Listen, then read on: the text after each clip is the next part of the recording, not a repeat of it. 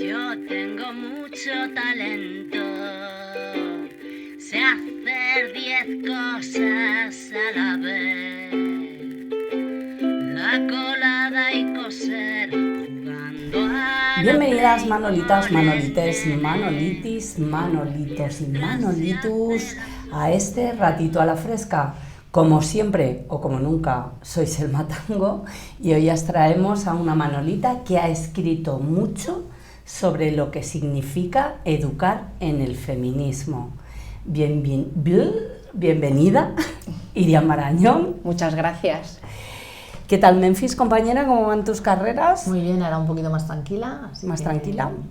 Empezamos con nuestra charlita con Iria, que nos va a hablar de corresponsabilidad, de educar en igualdad, que es algo que nos interesa mucho a todas, y además si somos mamás, pues casi que mucho más, y todas esas cosas que nos impone la educación convencional basada en el sistema patriarcal. Y para empezar vamos a preguntarle qué es lo que lleva a centrarse en estos temas a una filóloga editora. Sí. Bueno, pues a ver, yo he sido feminista desde que en la universidad me enteré de qué era esto del feminismo. Y lo que pasa que es verdad que, bueno, pues yo creía que tenía una vida lo más feminista posible hasta que me convertí en madre. Y me di cuenta de todo el peso, la piedra enorme que cae sobre las madres, aunque nos creamos feministas en el momento que tenemos a nuestras criaturas en el mundo y hay que ocuparse de ellas. Y entonces mi gran obsesión era educarlas a ellas, para que vivieran una vida lo más feminista posible. Y entonces en este bucle pues volví a retomar todo el feminismo que yo ya tenía en mi mochila y abrí un blog para educar en el feminismo y del blog vinieron los libros.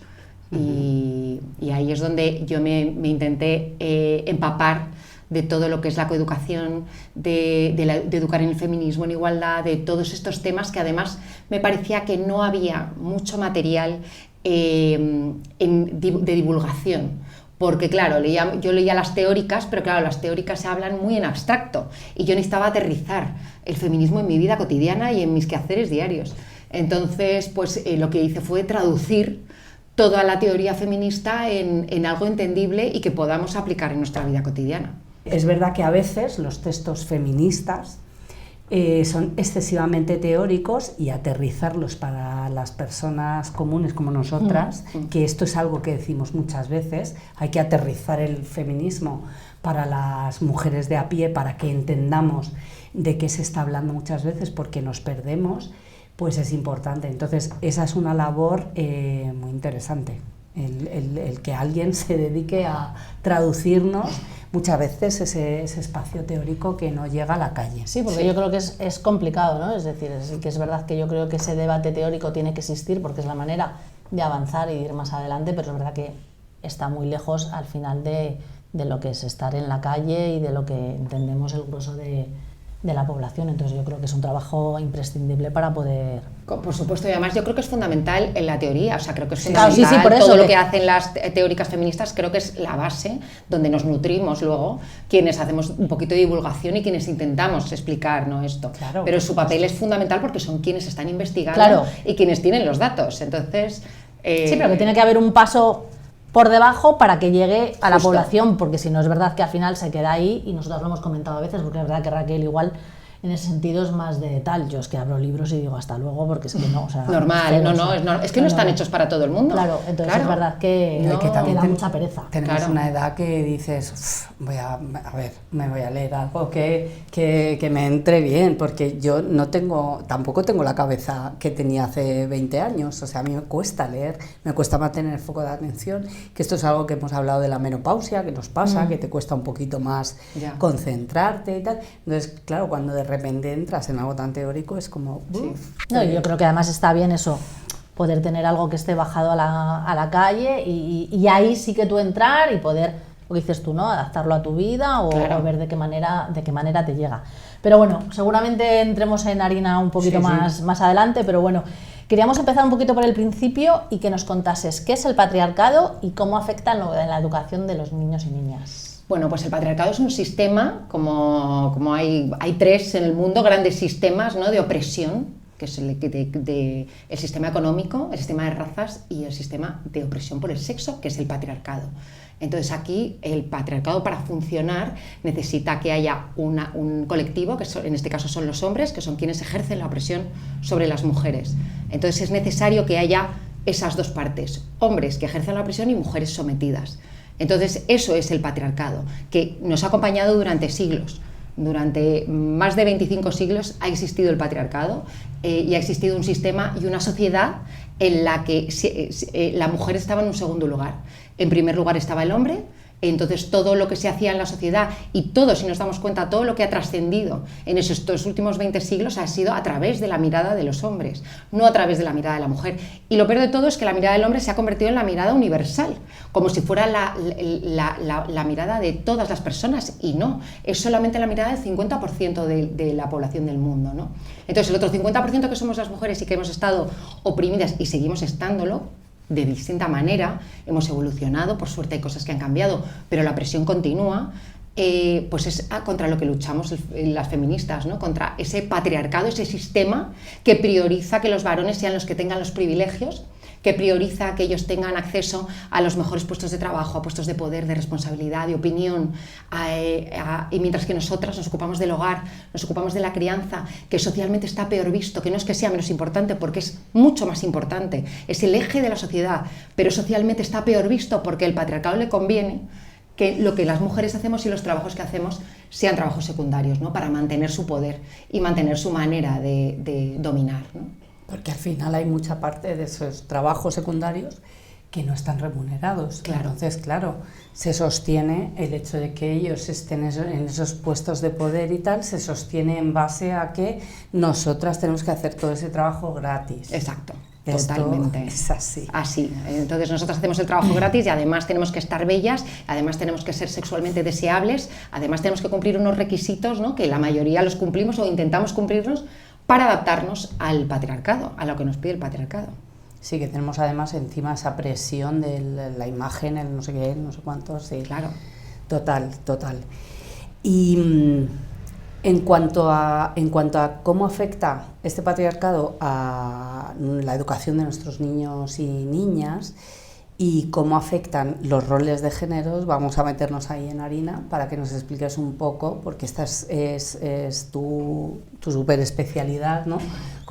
Cómo podemos trabajar eso en casa, porque al final nos estamos enfrentando a un mundo que perpetúa estos roles de género en todos sitios, en la escuela, a nivel social y tal.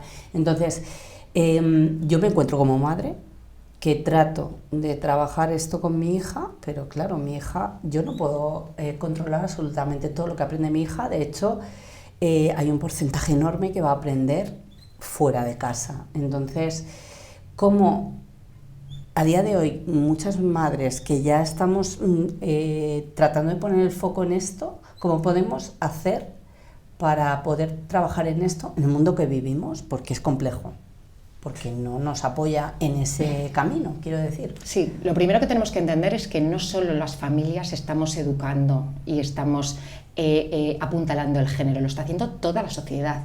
O sea, nosotras nos creemos más responsables porque somos quienes el primer lugar, ¿no? De nuestras bebés y de nuestros bebés, pero es toda la sociedad la que está educando en el género y la que está construyendo el género de nuestras hijas y nuestros hijos. Yo creo que aquí es muy importante saber qué es el género, porque aquí siempre hay términos que no se entienden bien. Entonces yo creo que es fundamental entender qué es el género.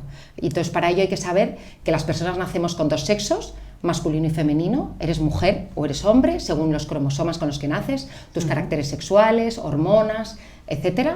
Y eso es algo material, es una realidad material, eso no se, o sea, es lo que es. Se nace XX o se nace XY. Y eso hay niñas y hay hombres. O sea, niñas y niños, o mujeres y hombres, ¿no? Entonces, eso es el sexo, ¿vale? ¿Y qué es el género? El género es lo que la sociedad impone a cada uno de ellos. Es la caja en la que mete a todas las niñas y la caja en la que mete a todos los niños. ¿Y qué es esa caja? Son todos los estereotipos y todos los roles atribuidos a la feminidad o a la masculinidad. Es decir, ¿cómo tenemos que ser las niñas y las mujeres? Complacientes, sumisas, deseables, que nos gusten las cosas del hogar, que nos gusten cocinar, que seamos complacientes, cómo tienen que ser los niños. Tienen que ser aventureros, tienen que querer salir al exterior, tienen que ser fuertes, tienen que ser dominantes, tienen que ser competitivos, ¿no? Estos son unos ejemplos muy pequeños del estereotipo de niñas y niños, sí.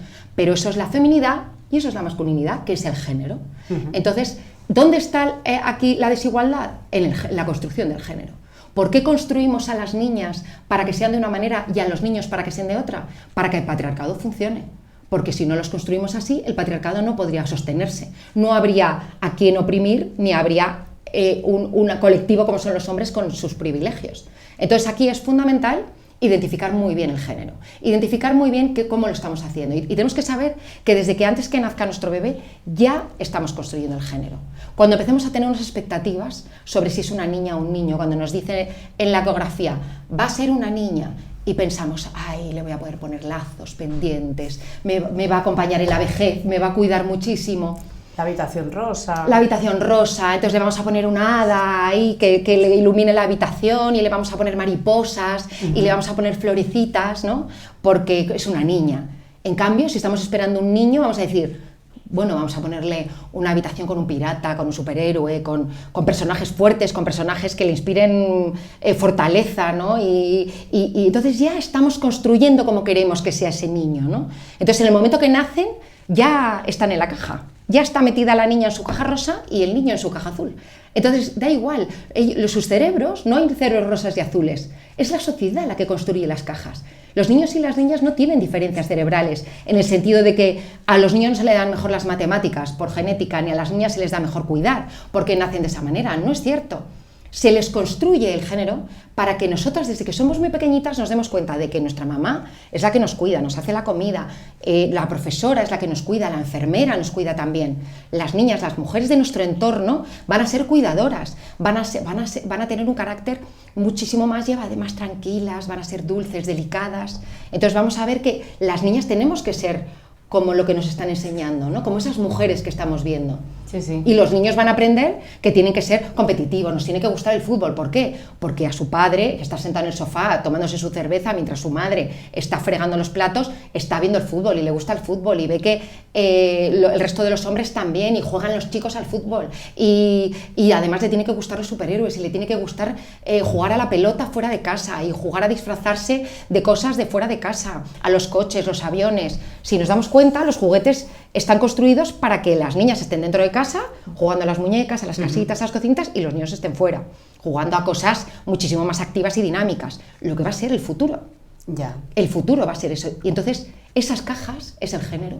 Entonces, las familias, que era tu pregunta inicial, que luego yo he querido hacer esta introducción, pero bueno. Pero las familias, por supuesto que podemos hacer mucho, intentando educar en igualdad, pero va a ser un pulso constante con la sociedad. Porque constantemente le van a llegar de las series de televisión, de los libros, de internet, de toda la ficción que consuma, de toda la cultura que consuma, de todo el arte que consuma, de todo lo que tiene a su alrededor, de los kioscos en prensa, de lo que va a ver en las portadas de las revistas, de lo que va a ver en las clínicas de estética. Va a ver a una señora desnuda en una clínica estética, no va a ver a un señor. Entonces ella poco a poco se va a coger todo. Y luego de los comentarios que oiga en el colegio, bueno, en el colegio mismamente va a ver cómo ellos son la referencia de todo. Va a estudiar ciencias, filosofía, literatura, todo, y los referentes van a ser ellos. Einstein, Vargas Llosa, Cervantes, todos son científicos, todos son historiadores, todos son hombres haciendo cosas en el mundo. ¿Dónde están las mujeres? Ellas van a decir, bueno, esto no es mi cometido, porque yo aquí no aparezco, se lo va a apuntar en su cuaderno. Las niñas no hacemos esto. Las niñas no. Y cuando estén en el patio y un niño diga a otro niño, corres como una nena, ella se va a apuntar. Las nenas corremos fatal. Y cuando diga, tiras la pelota como una niña, jajaja, dirán, las niñas jugamos muy mal los deportes. Entonces, todo eso se lo está apuntando en su género y se está apuntalando en su caja rosa y a ellos en su caja azul. Entonces, las familias podemos intentar romper el género, podemos intentar que jueguen a muchas cosas, multitud de cosas, que sean, si tenemos niñas que salgan fuera, intentar propiciar que tengan intereses diversos, que no sea todo princesas, que no sea todo... Pero luego va a estar la sociedad en pleno. Claro, es que yo, por ejemplo, tengo una hija que es, o sea, le flipa escalar, juega con los niños, normalmente escala, hace tal, pero juega con los niños, pero quiere ir con su falda y con sus medias, y se puede llevar tacones y tal. Y yo digo, ¿cómo? Además, viniendo de una persona que ha pasado siempre o sea, yo empecé a maquillarme ahora, después de los 45 años, no me había maquillado en la vida. Jamás he llevado una falda, o sea, he empezado a ponerme cosas como mucho más femeninas ahora, porque he pasado siempre mogollón, ¿no? Y claro, yo la veo a ella y digo, es que nosotros la dejamos jugar a lo que quiere, tal, pero al final está con el rollo de, pues eso, con estereotipos que ha aprendido fuera porque no los ve en casa.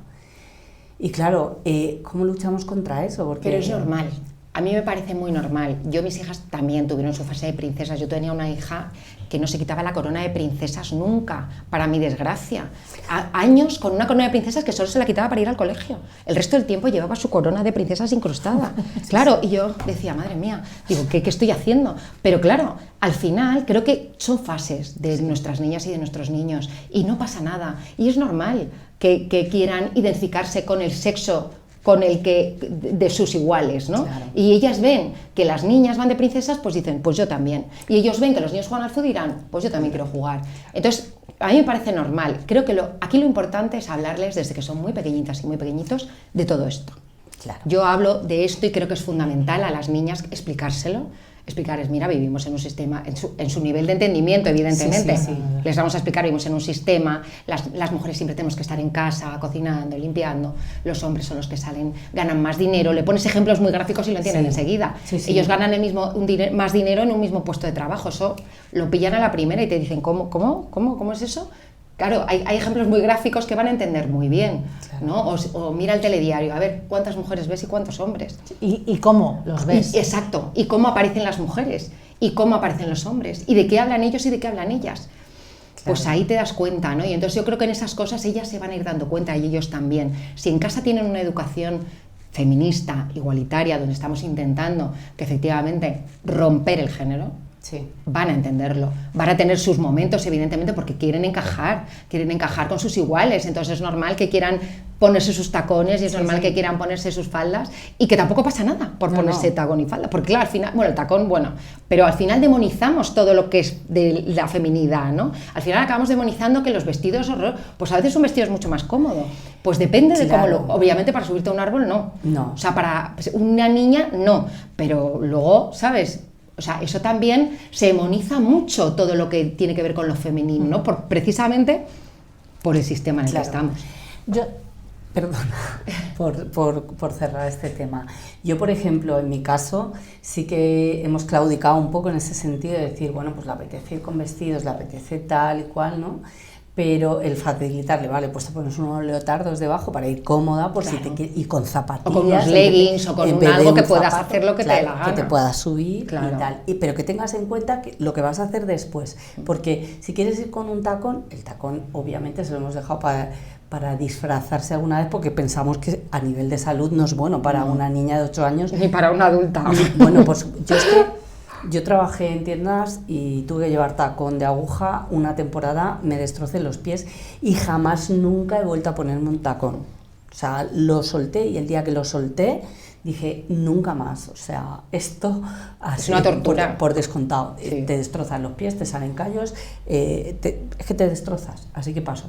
Pero es verdad que hace poco le hemos cogido unos por el rollo del disfraz y tal, por decir, bueno, es que se está obsesionando tanto que al final esto es peor. Entonces, vale, lo tienes, te puedes disfrazar un ratito de vez en cuando, punto, ya está. Claro. Y sobre todo, si quieres salir a la calle y quieres, pues eso, jugar luego con tus amigos o tal, que tengas en cuenta que tienes que ir cómoda, porque con un vestido no te puedes subir a un árbol. Claro, y ya totalmente. Entonces, bueno, pues trabajar un poco esto. Y otra cosa que quería, antes de pasar a otro punto, es...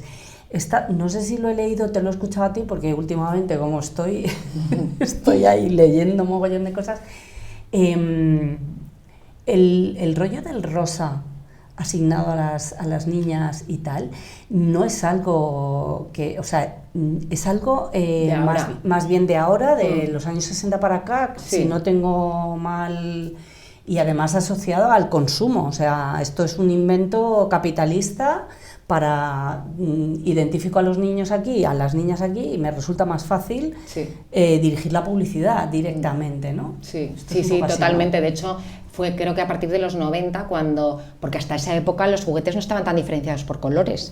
O sea, los juguetes sí, evidentemente había cocinitas con niñas, pero no eran azules ni rosas. Y fue a partir de los 90 en una estrategia de marketing que les ha salido Redonda. a todos, a capitalismo y al patriarcado, porque nos ha metido en una caja a lo rosa, a las niñas y a los niños en el azul, y tú entras en una juguetería y el pasillo rosa lo identificas a la primera y el azul lo identificas a la primera. Está clarísimo, sí. Entonces, y si entras a una tienda de bebés, o Y te son puedes rosas morir, o sí, azules. ya. Claro, o sea, no tienes otra opción, o blanco, rosa, azul o blanco, ¿no? Entonces, ahí la campaña les ha salido de maravilla a los dos, al capitalismo y al patriarcado.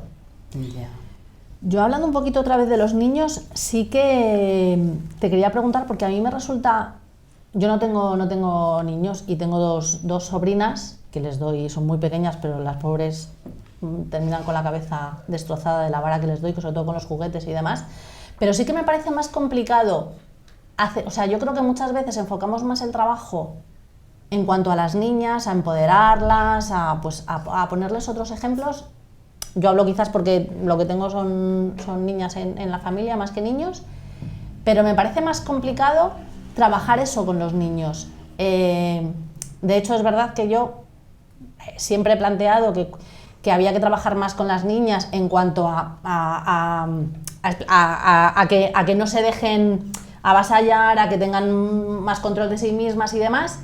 Y es verdad que para mí siempre como que los niños es como que se busquen ellos la vida y que se lo ocurren ellos de alguna manera, ¿no? Pero es verdad que eso quizás en adolescentes o en mayores, bueno, pues nos buscamos la vida, pero ¿cómo trabajar eso con los niños? Porque yo creo que con las niñas es más fácil, quiero decir, lo tenemos más claro el cómo empoderarlas.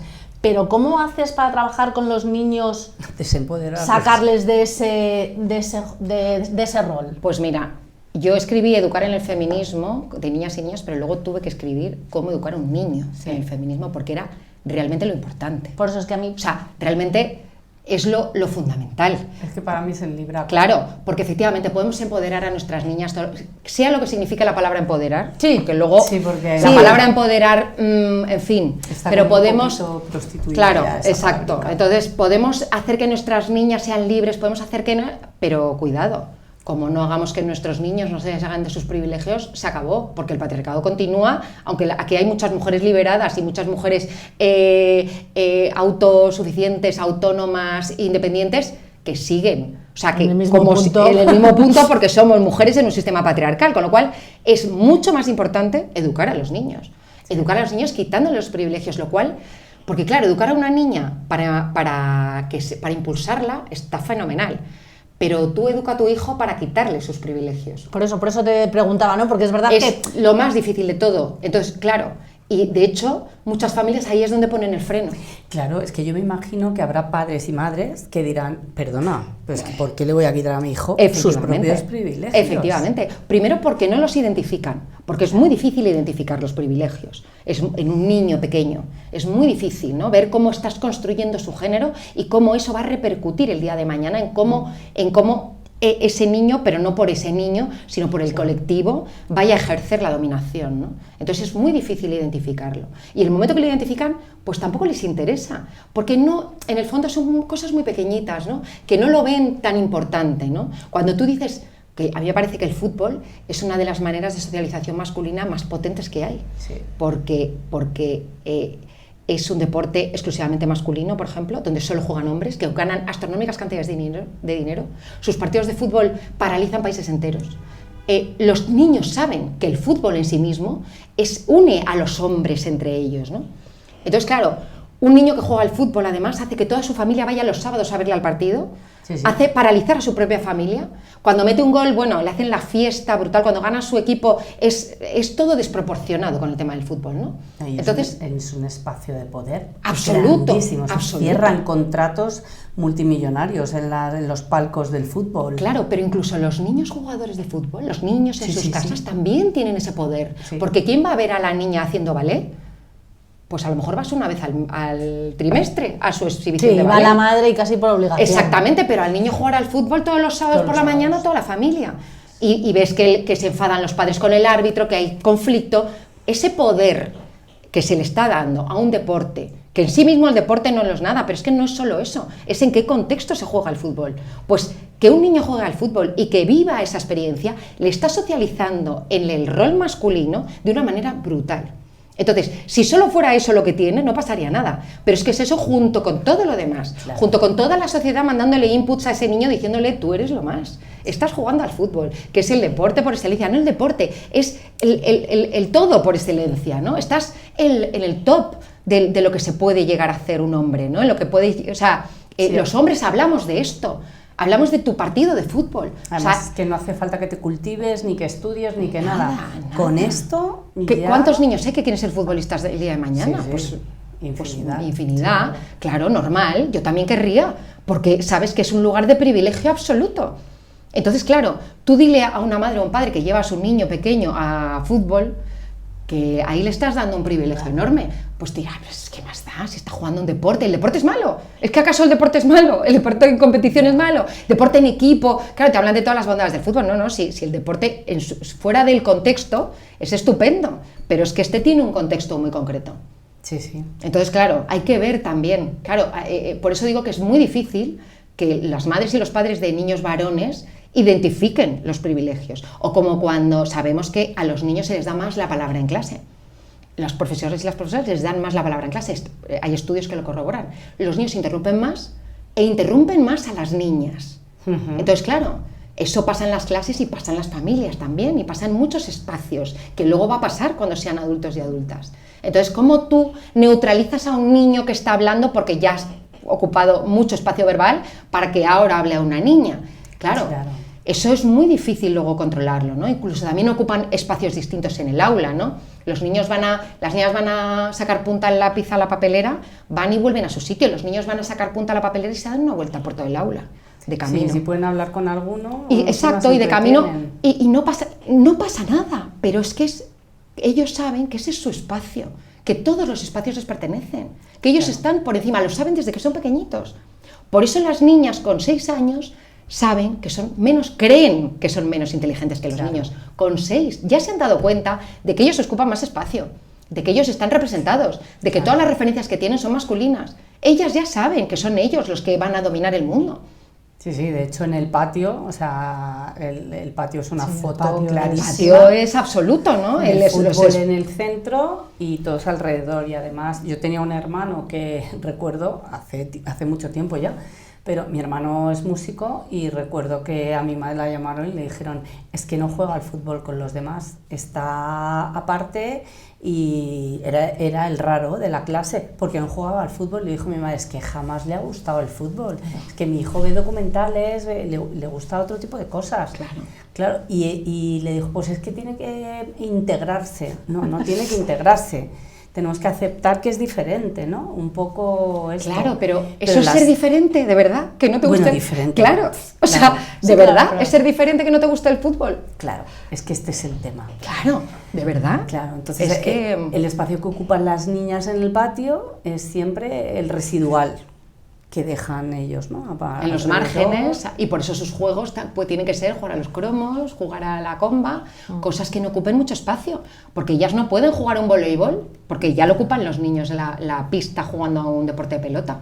Claro. Entonces, claro, ellas saben ya cuál es su lugar en el mundo, lo saben desde que son pequeñitas, lo están viendo constantemente en su casa, en el cole, en todos lados, en las series de televisión, el papel que tienen las mujeres y las niñas, ¿no? Entonces, ya lo saben, con 6 años, saben perfectamente de cómo está construida la sociedad, ¿no? Pero qué complicado, porque sí que es verdad que, o sea, a mí me parece más fácil lo que tú decías, ¿no? O sea, impulsar a las niñas, y aparte yo creo que también como padres, el trabajo es quizás más fácil, ¿no? Más gratificante. Claro, ¿no? es decir, Claro. jolín, busca tu sitio, ¿no? Y imponte, entre comillas. Claro. Pero, ostras, ¿cómo trabajas con un niño? Porque, claro, al final es un niño, ¿no? Que yo creo que ese es el tema, ¿no? Dices, ¿cómo le vas a decir al niño que no juega al fútbol? ¿Cómo le vas a decir al niño que no deja de ser un niño? Que el chaval no tiene culpa de nada, ¿no? Claro. Pero, claro, Haciéndole qué consciente. difícil. Yo creo que ahí es también muy importante, desde que son muy pequeños, explicarles cómo funcionan las cosas y hacerles conscientes. Y hay muchos niños que son conscientes y dejan espacio, porque tienen conciencia de que los niños ocupan más espacios. Entonces, hay niños pequeños, ya medianos, o sea, con 8, 9, 10, que empiezan a saber de qué va la cosa y son muy conscientes y dejan el espacio. Pero tienen que saberlo. Claro, es que porque si nadie se lo dice, explicárselo, es que sí. si nadie se lo dice, la inercia del patriarcado les lleva por donde les lleva. Y es lo normal. Es un hijo sano del patriarcado, como tanto oímos. Es un hijo sano del patriarcado, efectivamente. Es que la inercia te va a llevar por ahí. Aquí hay que romper. Lo verdaderamente revolucionario es esto. Lo verdaderamente revolucionario es educar a un niño para que ceda esos espacios de poder y de privilegio. Que no son tantos, pero sí son muchos. Son pequeños, parecen tonterías, Sí, pero son pero fundamentales. son fundamentales. O sea, porque claro, cuando tú dices, no, ¿qué más da que hable más? ¿Qué más da que juegue al fútbol? ¿No? Los que más das, al final, construyen un género entero, ¿no? sí, porque además, y esto sí que lo hemos hablado bastantes veces, yo creo que yo quizás con los niños lo veo menos porque no interactúo con niños, no tengo en mi entorno niños pequeños, pero yo, por ejemplo, cuando voy en transporte público con los chavales adolescentes, o sea, Flipas. me da pavor, o sea, veo unas actitudes de ellos hacia las niñas, que es verdad que dices, "Jo, estamos en el siglo XXI, se supone que esto ya debería estar", y yo veo a chavales adolescentes con unas actitudes hacia las niñas brutales, de control, ¿qué dices? O sea, parece que hemos retrocedido 60 años atrás. Claro. Porque, por ejemplo, con el móvil, el tema del control del móvil y de dónde has estado y por qué no me coges el teléfono y demás, es atroz. Entonces, yo tengo la sensación algunas veces de que vamos un poquito... Yo no sé si vamos hacia atrás porque ahora es verdad que tenemos más información. Entonces yo no sé realmente la estadística cómo está, si realmente hemos retrocedido. Desde luego, avanzar mucho no hemos avanzado mucho, ese es el problema. O sea, que efectivamente el tema del control de los móviles es que, claro, toda esta socialización masculina no es inocua. O sea, es que todo esto de sentirte por encima, aunque no seas consciente, en una parte de tu inconsciencia, porque muchos no te van a decir, no, yo no me siento por encima. Cuidado, claro, ellos van a decir, no, nadie te va a decir, ni siquiera las niñas te van a decir ellos están por encima, nadie lo va a verbalizar, porque da igual, es el statu quo, es que ya lo sabemos, están por encima. Entonces ellos se sienten con el poder de controlar a la amiga, a la niña, a la novia, ¿no? Ellos se sienten con este poder porque no es inocuo todo esto, que toda esta socialización durante la infancia. Entonces, claro, en la adolescencia es donde ya saltan todas las alarmas, porque de repente empiezan a tener relaciones entre ellos. Y entonces cuando tienen relaciones entre ellos es donde aparece el control, que eso siempre ha ocurrido con muchas parejas históricamente, ¿no? Sí. Pero lo que pasa es que no había teléfonos móviles, con lo cual se controlaba de otra manera. Afortunadamente. Afortunadamente, que con quién has ido, dónde has estado, dónde no, eso hemos oído historias para no dormir de ese tipo, muchas. Pues continúa igual, solo que ahora encima a través del móvil. Sí. Entonces, es una claro. herramienta fácil, comodísima y que además te da toda la información en 0, Exacto. Sí, Entonces, ese es el claro, pues problema. yo creo que el problema es el mismo, pero que ahora mismo tenemos otra tecnología. Y entonces se ve de otra manera, pero yo creo que el problema que arrastramos es el mismo. Por eso tampoco hemos avanzado tanto. O sea, por eso, porque tampoco se ha hecho nada para que se avance, o sea, sinceramente, en estos últimos años. Claro. No ha habido ningún sistema educativo que haya Cambiado eso, que haya puesto una coeducación real en los centros, ni haya hecho políticas en el gobierno para que esto cambie. Es que no ha habido nada que cambie. Entonces, todo lo que se ha ido cambiando ha sido, bueno, por un poquito de reacción de la sociedad, ¿no? Que es fundamental, que la sociedad tiene que reaccionar para que luego se hagan cambios importantes, ¿no? Pero todos los cambios pequeñitos que estamos viendo, ¿no? Por ejemplo, ahora en Disney vemos un montón de chicas protagonistas que lideran, que ya no tienen un cuerpo, sí, siguen siendo monísimas, pero ya algunas no tienen el cuerpo irracializadas y no sé qué. Estamos viendo avances y son chicas que tienen el peso de la trama, que se consiguen todo ellas solas. Sí, hemos hecho pequeños avances, pero en todo lo demás seguimos igual. Pero, por ejemplo, tenemos países en los que se está retrocediendo en ese sentido bastante. Sí. Y tenemos en Europa como una corriente que también nos quiere llevar mucho más atrás en ese sentido y en otros, ¿no? Entonces, yo, por ejemplo, hablando de esto y hablando de educación sexual Yo creo que también saltan bastantes alarmas últimamente, ¿no? Porque cuando empiezas a ver que está aumentando el consumo de pornografía en jóvenes, pero ya no en jóvenes, sino que se establece que la edad en la que un niño ve por primera vez pornografía son los 8 años, pues se te ponen un poco los pelos como escarpias, porque claro, muchos padres y madres a esa edad consideran que todavía no tienen la edad suficiente como para hablar de esto y sin embargo han visto imágenes pornográficas. Entonces, aquí, ¿cómo metemos mano? Bueno, para empezar hay que hablar de sexualidad con nuestras hijas y nuestros hijos desde que son pequeños, a su nivel y a su entendimiento, como he dicho antes. Evidentemente no hace falta hablarles de cosas que vayan a entender y que les vayan a servir, y luego a medida que van creciendo aumentar esa información, ¿no? Pero estar siempre dispuestos a hablar de eso y que sea algo natural en casa, para que no lo vean como algo un tabú o algo específico, ¿no? De que me lo contó una vez, ¿sabes? Algo así, ¿no? Entonces, yo creo que eso es lo más importante. Y luego, con el tema de la pornografía, es que es fundamental el control del que tengan los padres, las madres y los padres, de qué hacen sus hijas y sus hijos con el móvil y qué información reciben, y hablarles de lo que es la pornografía. Hablarles. Al final la pornografía llega a través de X medios, que son móviles, tablets y demás. Y de Internet. A través de Internet, ¿no? Y entonces es muy importante que les hablen de que es una manera de explotación de las mujeres, una manera de violencia hacia las mujeres, que lo que ahí aparece no es sexo, eso es violencia. Una relación sexual no son así. O sea, y ahí lo que se explota es la humillación de la mujer, la violencia hacia ella y todo eso. Y que normalizar eso es peligrosísimo.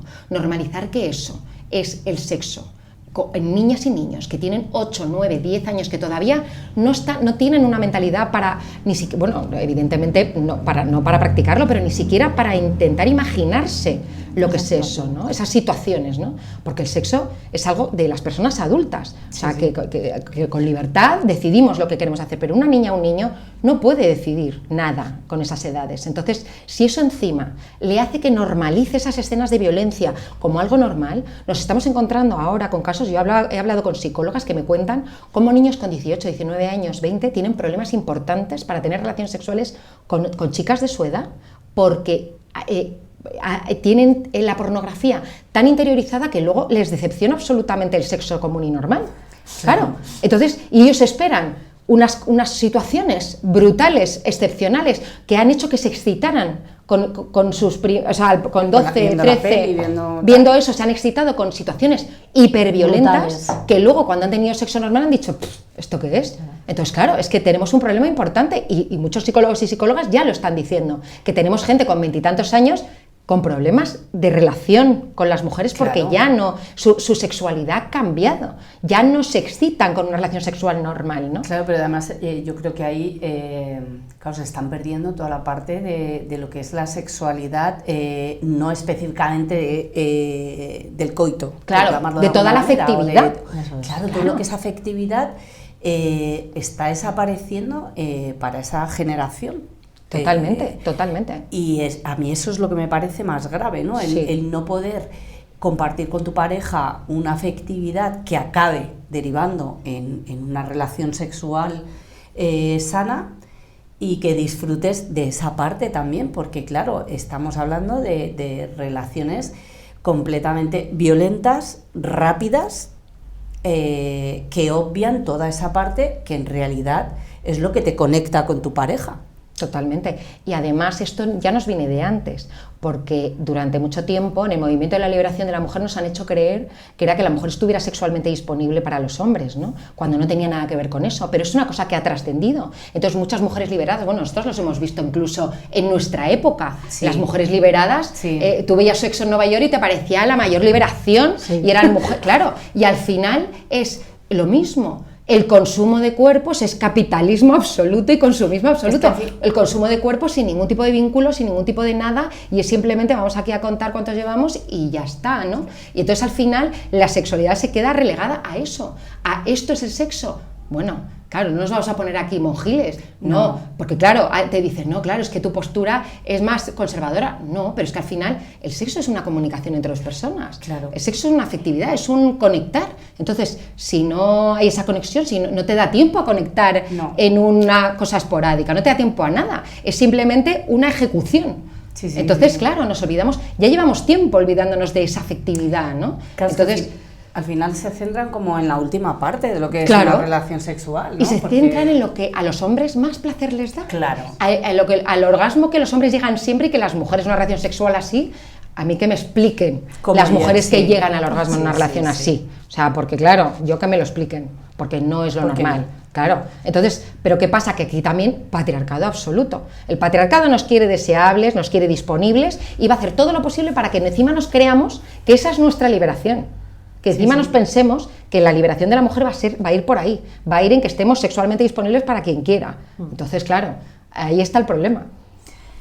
Y luego para mí, claro, llevado un poco a lo que tú dices y a lo que estamos hablando de los chavales jóvenes, vamos a abrir un melón, que es el tema de la prostitución.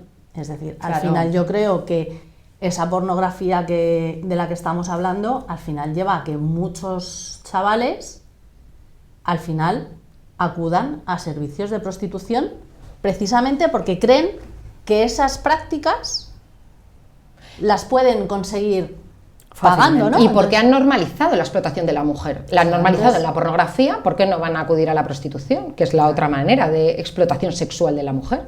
Entonces, claro, al y además final... con unos porcentajes, o sea, es Cada que, vez más gente más joven. es que escuchas documentales y tal a chavales súper jóvenes, o sea, claro, que les parece lo más lógico, no es que para qué me voy a gastar, voy a estar tomándome una copa, invitarla a una noche copa a la noche y tal, para que luego me digan que no, entonces me voy al tiro. O sea, tienen un discurso Sí. atroz. Claro. O sea, Pero claro, ahí también entramos en los privilegios de los hombres, es decir, soy un hombre y tengo el poder de comprar Y el derecho a una mujer. y el derecho de comprar a una mujer. Entonces, claro, partimos de la base que nuestra sociedad lo permite. Nuestra sociedad permite que los hombres puedan acceder al cuerpo de las mujeres por un precio.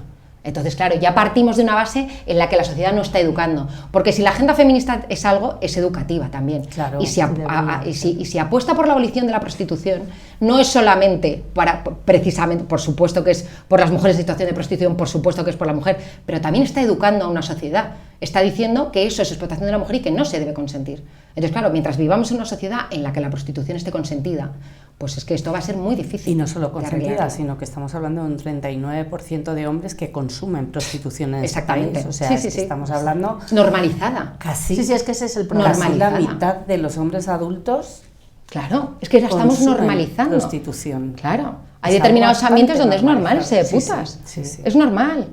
Y salen los Sí, chicos, además los chavales. No, y aparte lo verbalizan. Lo verbalizan para perfectamente. Para mí es, o sea, que me funde bastante los plomos, porque es que les escuchas hablarlo con una normalidad que a mí me es como, o sea, reconozco que Mira, si pudiera yo hablarlo, recuerdo- porque no es legal, pero es que dices, me dan Yo ganas de recuerdo- coger un bate de béisbol y reventarle la cabeza, o sea, así. Yo recuerdo, recordamos. o sea, yo me he criado en un pueblo de la Sierra. Yo soy de aquí, de Madrid, pero me fui a vivir a un pueblo de la Sierra y mis padres tenían el bar del pueblo. Yo estaba currando hasta las 4 de la mañana un jueves con una partida de tíos y a las 4 de la mañana han dicho que se iban a putas. Padres de familia, solteros y tal. Sí, no, sin ningún tipo de... Si es Y que los uno padres de diciendo, familia también yo- van, claro. Yo contigo no voy porque es que mañana me mira tu mujer y yo no sé qué decirle. Y al día siguiente venir la hermana de la mujer y preguntarme a mí. Ayer se fueron tal, y yo no poder decir nada porque tengo el bar del pueblo y no puedo decir ni mu de esas movidas. Y esto era día sí, día también. Claro. O sea, y lo triste es que estoy hablando de cuando yo tenía 18 años. 30 años más tarde, No, igual. esto no ha cambiado. Pero además Claro, es que no. está No ha normalizado en cambiado. todos los ambientes. Es decir, yo trabajé durante una época en publicidad y a Selma se lo he comentado alguna vez, ¿no? Que revisaba las cuentas y tal, y de pronto un día era como, joder, ay, que hay un cargo que no me cuadra tal, y cuando fui a preguntarle a mi jefe y tal, me dijo directamente, No preguntes. ¿tú no sabes que hay negocios que se cierran en tal? Y dije, nunca más vuelvo a preguntar. Claro. Y efectivamente, es que Sí, hay sí, negocios sí. que se cierran Absolutamente, sí. de esa manera y dices...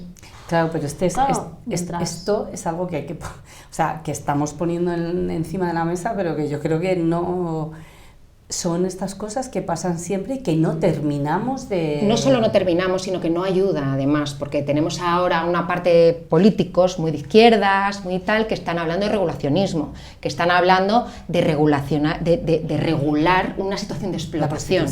Claro, de regular algo que todavía está dando más cancha a esos puteros que de repente es que llegan a regular la prostitución y hasta se les va a ver bien, porque están dando trabajo. Claro, es que y están financiando el discurso un sector. Entonces, claro, es atroz. es que eso no pasaba antes, porque el discurso regulacionista hasta los años 90 no existía, porque ¿quién en su sano juicio iba a defender la prostitución? Pues claro, hasta que llegó Suecia y abolió la prostitución y vieron que funcionaba, y claro, todos los clubes de alterne se han reunido para decir, bueno, aquí vamos a hacer algo.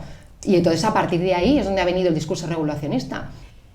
Y vamos a hacer un pequeño paréntesis porque te queremos presentar, Iria, a la señora Manuelita, que es la abuela de nuestra compañera Selma. Hoy me he esperado, Me he esperado a hablar porque si no me riño. Últimamente dice que la riño mucho, pero bueno, no es verdad, pero es así. Pero bueno, es la abuela de nuestra compañera Selma, que es una señora muy mayor, de 90 y tantos años. Yo estas cosas que habláis...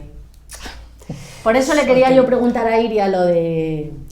Es que eso que tú has estado hablando, de la abolición, yo no sé... ¿Le parecía a usted no sé de lo que habla, pero yo tengo una pregunta muy importante para esta mujer, porque yo me he tenido la Selma viendo cosas de ella esta semana, y yo he visto que ella habla mucho de una cosa que es la masculinidad, y cómo la afecta malamente a los niños también y a los hombres, porque claro, yo luego lo estuve pensando y yo veía a mi Paco, que ya he hablado mi Paco era mi marido, que yo me casé con él porque me obligaron, pero a mí no me gustaba mi Paco, pero me tocó vivir con él un montón de tiempo. Y yo le veía y yo decía, pero este hombre, ¿por qué se enfada tanto todo el rato conmigo y porque luego era muy llorica y se encerraba en la habitación, no, que no me mires, que yo lloro y que no... Y yo decía, pues no será mejor que te salga aquí y que llores conmigo y que me cuentes lo que te pasa, pero eso de contarte lo que le pasaba, pues no, eso. Entonces que yo no sé muy bien de todo esto, pues yo aprendí ahora de feminista y de todo esto, porque yo no sabía nada de todo esto, me han metido estas aquí y yo estoy aprendiendo. Entonces yo digo, claro, yo veía a mi Paco, pues muy enfadado, se enfadaba mucho conmigo, se enfadaba mucho con los niños, porque no le salían a él bien las cosas y tenía así como... se ponía así como el listón muerto en la vida y todo eso. Entonces yo he entendido que tú vas un poco por ahí, ¿puede ser? Sí, un poco sí. Claro, ¿qué le pasaría a Paco? Pues lo que le pasa a muchos hombres que han sido educados en su género, en la masculinidad, ¿no? Que las expectativas también que tienen los hombres con ellos mismos también son muy grandes, ¿no? Se espera de ellos que sean capaces de muchísimas cosas, entre ellas, por ejemplo, se les hace incapaces emocionales muchas veces. Personas que no pueden, o los hombres muchas veces no pueden expresar sus sentimientos ni sus emociones, porque les han educado en que los niños no lloran, los niños no expresan emociones, los niños ese tipo de cosas las tienen que tener bien guardaditas, ¿no? Entonces, claro, nos encontramos luego con adultos con muchas incapacidades en ese sentido, ¿no? Entonces, y luego además, y ellos creen que son los responsables de traer todo el dinero a casa, de ser los responsables del hogar, los cabeza de familia, ¿no? El que lleva los pantalones. Eso también es un peso importante, porque la masculinidad realmente es que no hay nada rescatable. O sea, cuando hablamos de abolir la masculinidad, y la gente me dice, pero bueno, pero que toda la masculinidad, digo, dime algo bueno de la masculinidad, que la competitividad, el que no expresen sus sentimientos, la fuerza bruta, vamos a ver, ¿hay algo rescatable en todo esto? Entonces, claro, de hecho, hay muchas cosas que les pasa a los hombres solo por ser hombres, ¿no? O sea, si nos fijamos en las estadísticas, por ejemplo, los mayores accidentes de médula ósea de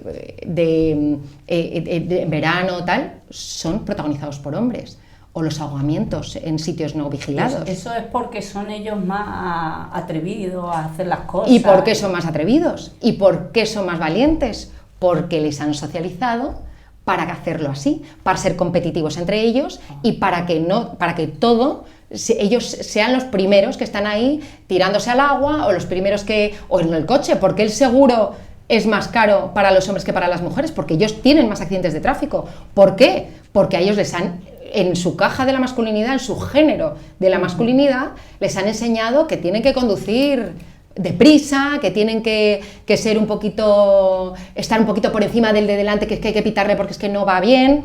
Entonces, claro, toda esa socialización masculina repercute muy negativamente, no solamente a las mujeres, que nos repercute muy negativamente, sino también sobre ellos mismos, repercute muy negativamente, ¿no? Y muchos hombres son muy infelices porque no llegan a esas expectativas de la masculinidad hegemónica. Entonces, claro, ¿qué hay de bueno en la masculinidad? Nada. Estoy yo pensando, digo, mi Paco le pasaba esto, igual estaba siempre enfadado, siempre enfadado con los chiquillos, igual, no llores, que... Y yo decía, pues ¿cómo no va a llorar si se ha caído y se ha roto una pierna? ¿Cómo no va a llorar? Le tiene que doler. Y él, pero no se llora, y esas cosas que decía... Y yo decía, madre mía, pero es que... Y claro, luego yo le veía que se metía y salía del baño a veces, limpiándose así, y yo le decía, ¿qué te pasa? ¿Y qué te pasa? Pero no quería hablar nunca, los hombres de antes no hablaban nada.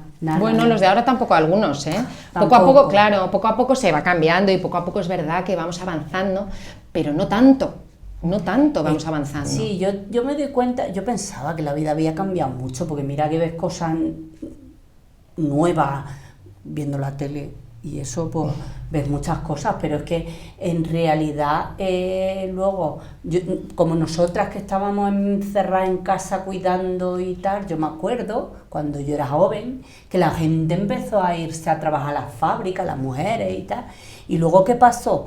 Pues que tuvieron que dejar, la mayoría, pues cuando ya se quedaban embarazadas y tenían a los hijos, se iban a la casa porque ya no podían ir a trabajar. Y claro, os veo ahora, tú porque no tienes, pero la Serma, desquiciada con la niña para arriba para abajo, todas las amigas que tiene la Serma, pues si es que os lo he dicho más de una vez aquí, que trabajan el doble, porque trabajan fuera, trabajan dentro, los maridos también trabajan un montón y no hay una manera de llevar las cosas bien, porque yo creo que tampoco es cosa solo de los maridos, ¿no? Porque... es que no, en los trabajos no entienden que tú tienes un chiquillo, se pone malo y tienes que ir a buscarlo al colegio porque no puede quedarse allí si tiene fiebre y esas cosas. Es que el sistema todavía está hecho para que haya alguien que esté en casa cuidando. Entonces en las empresas todavía no se han dado cuenta de que es que puede ser que es que no tengan a nadie en la empresa porque todos están cuidando. Entonces claro, también ahora mismo creo que empieza a tomar un poquito de conciencia la sociedad y algunas empresas y algunas compañías de que esto tiene que cambiar y que tiene que haber más flexibilidad tanto para ellas como para ellos, porque si no vamos a seguir siendo nosotras las que nos ocupemos, si no al final vamos a seguir siendo nosotras las que nos vayamos cuando nuestro hijo está enfermo, las que nos vayamos cuando haya que llevarlo al médico o cuando haya que hacer cualquier cosa, o las que nos pillamos la reducción de jornada o las excedencias, porque está mejor visto que se la pida un hombre. Claro, es que esa es otra cosa que yo te quería preguntar. Porque claro, si un hombre llega ahora al trabajo y dice que tengo que ir a buscar a mi hijo que está con la fiebre, yo que lo pienso así desde mi cosa, pienso, el jefe eso no se lo va a tomar muy bien. Claro, que de una mujer tampoco se lo toman bien porque las acaban... Claro, echando. Es que de la mujer tampoco se lo va a tomar bien, porque también ya cobra menos la mujer, ya está cobrando menos, con lo cual al jefe igual le da hasta igual, porque ella ya está cobrando menos. Pero claro, de un hombre no se espera.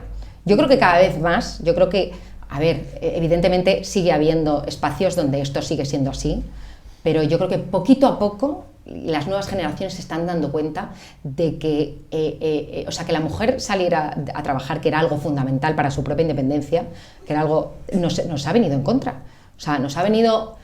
Sí. Totalmente a la cara, porque luego vienen los hijos, las hijas, viene la casa, ¿y quién se ocupa de la casa? Si tú miras el INE, el Instituto Nacional de Estadística, seguimos siendo las mujeres las que nos ocupamos de hacer las tareas, la comida, el trabajo doméstico y los cuidados ni te cuento. Entonces, yo creo que sí, esto sin pensar, porque no pensaron en que alguien tenía que hacer luego ese trabajo. Entonces, si las madres se van, pues ¿quién se queda en la casa? ¿Quién se queda en la casa? Entonces hay que hacer algo ahí.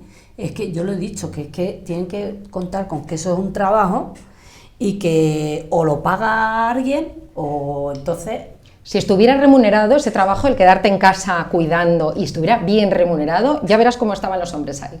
Y se quedaban en casa cuidando también. Claro, en el momento que la sociedad... Claro, decirían, oye, que es que mi mujer tiene mejor trabajo, pues que se vaya ella a trabajar y yo me quedo en casa. Claro. El de Biselma dice muchas veces, a ver si ganas dinerito y me quedo yo en casa, que me quedaría divinamente y yo te llevo la comida y llevo a la niña al colegio, porque estoy muy cansado de trabajar. Él también dice eso. Sí, a mí, por ejemplo, eso es una cosa que me llama siempre mucho la atención con el tema de cuando se habla de correspondencia y demás y de conciliar. Dices, bueno, si es que al final quien tiene que aprender a conciliar es él, porque nosotras ya conciliamos, o sea, más de lo que conciliamos. En general las mujeres no concilian nada. Entonces, cuando a mí me hace gracia en eventos, cuando vas a cualquier evento de conciliación, y bueno, el otro día fue justo cuando nos conocimos, que incidimos en el de Malas Madres, y había, no sé si había 8 o 10 hombres, que dices, ostras, bastante bien, ¿no? Pero dices, ya, pero si es que los que tienen que aprender a conciliar son ellos, y yo ya la teoría y la práctica, más de lo que me la sé, ya no me la tengo que aprender, ¿no? Y a mí es un discurso que me da bastante rabia por eso, ¿no? Porque creo que al final el tema de la conciliación tiene que ser asumido mucho más por ellos que por nosotras. Completamente, ¿no? Completamente. Pero claro, ellos tienen también la responsabilidad de organizarse y de hacer un movimiento que luche por esto. Claro. Porque claro, aquí, claro, el feminismo está muy bien, pero es nuestra lucha.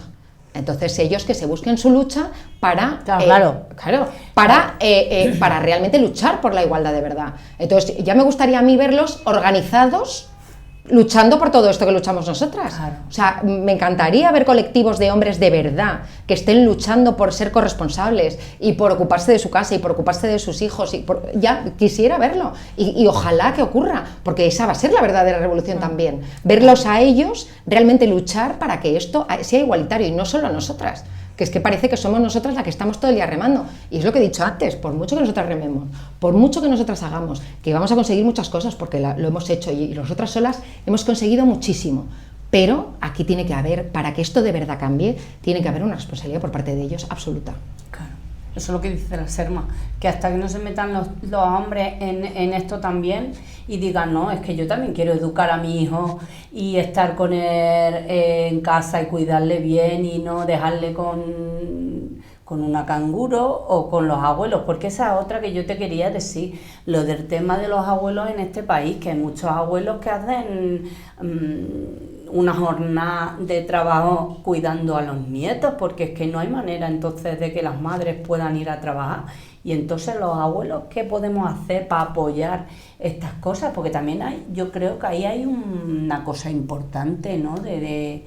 Yo es que creo que realmente mientras no haya igualdad en los cuidados, debería remunerarse. O sea, es un trabajo.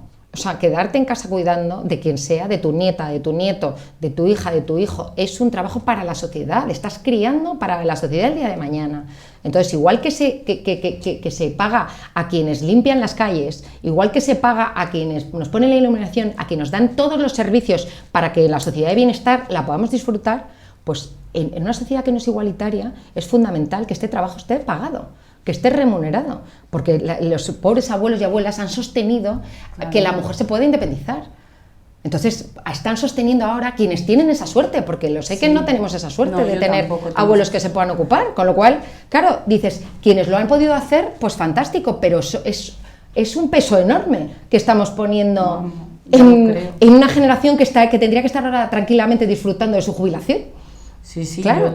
yo he estado hasta ahora cuidando de mis nietos, he cuidado de mis hijos, de los padres de mi marido, de mis padres, de todo el mundo. Yo he cuidado de todo el mundo, de mis hijos, de mis nietos, de todo. Y ahora, pues ahora me están cuidando a mí, eso es verdad. Pero que ya era hora. Que digo yo que ya era hora, porque yo no he cobrado un duro, pero yo sigo diciendo que esto es un trabajo y que lo tienen que pagar. Bueno, que yo voy a dejar ya, porque siempre me meto mucho yo aquí, cada vez más. Está muy bien que nos dé su opinión y su punto de vista. Así claro, bueno. Estamos encantadas. A ver, yo soy una persona mayor, ya sabéis que no tengo mucha cultura ni nada, pero que como me decís que venga a darme mi opinión, pues yo la doy. Así que me gusta mucho conocerte, hablar contigo. A mí también conocerte a ti. Y nada, pues que ahora vienen las Sermas ya para despedir el programa y todas esas cosas. ¿vale? Perfecto. Pues a la buena semanita. ¡Hala, que lo paséis bien, Manolita! Igualmente, hasta luego. Bueno, pues ahora tenemos un detallito para ti, Iria.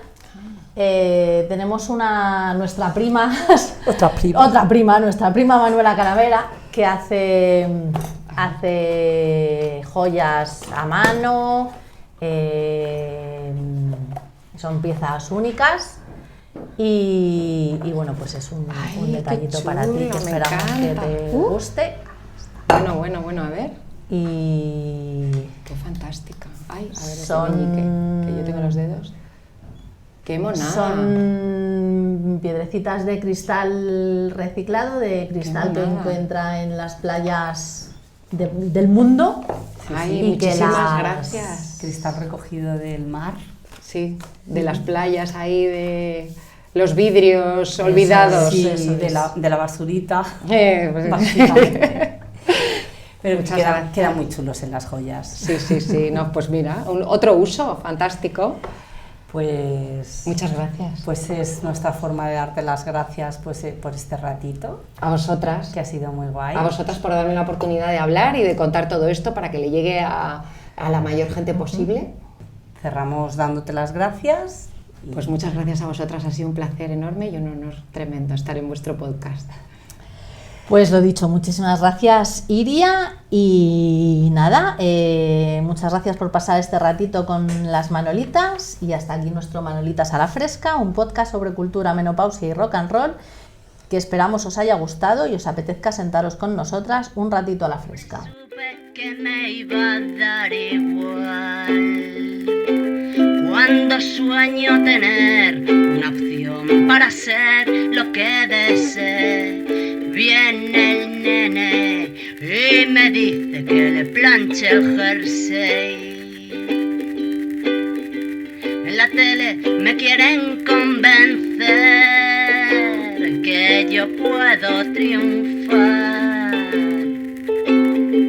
luchar por mi oportunidad de poder encontrar a un torero que me abra las puertas de un programa en prime time. Díganme que no tengo un máster de improvisación, pues me adapto al mercado y su fluctuación. Escucho paciente, no demando atención y sé trabajar bajo presión.